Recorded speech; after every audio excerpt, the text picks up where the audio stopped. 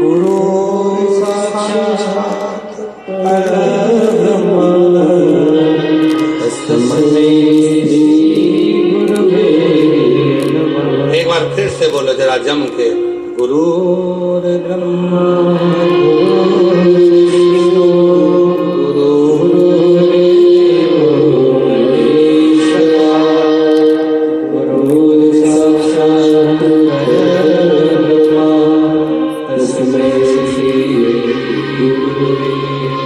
गुरु ब्रह्मा गुरु विष्णु गुरु शिव।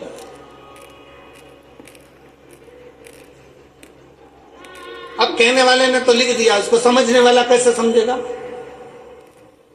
तो कहा 6 चीजें शिव महापुराण की कथा में पहुंचने पर गुरु के मुख से शंकर का गुणगान श्रवण करने पर 6 चीजें समाप्त हो जाती है। पहले नंबर पर शंका। जब गुरु कथा के माध्यम से हमारे भीतर की शंका को समाप्त करे तो समझ लो गुरु शंकर हो गया, गुरु शंकर। फिर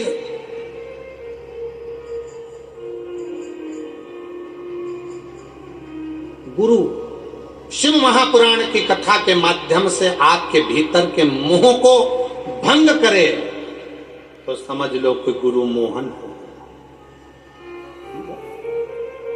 मोहन मिल गया। शंका गई शंकर मिला, मोह गया मोहन मिला। फिर कहा गुरु अपनी वाणी से शिव महापुराण के माध्यम से हमारे भीतर के विश्व को, हमारे भीतर के उस कटुता को, हमारे भीतर के विश्व को, क्रोध को समाप्त कर दे तो समझ लो कि विष्णु मिल गया, विष्णु। और गुरु हमारे भीतर के भ्रम को समाप्त कर दे तो समझ लो कि ब्रह्मा मिल गया, ब्रह्मा। और गुरु हमारे भीतर की दुर्गति को समाप्त कर दे तो समझ लो कि दुर्गा मिल गई।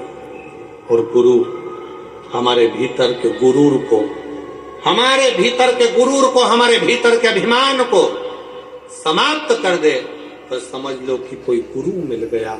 इसलिए शिव महापुराण की कथा में इन 6 चीजों को वर्णन करते हुए कहा, शिव महापुराण की कथा में बैठने पर आपके भीतर की शंका, आपके भीतर का मोह, आपके भीतर का विष, आपके भीतर का भ्रम, आपके भीतर की दुर्गति, आपके भीतर का गुरूर अहंकार समाप्त हो रहा है तो समझ लेना कि आपके भीतर शिव का निवास होते चले जा रहा है और शंकर आपके हृदय में विराजमान होते चले जा रहे हैं। शिव बैठना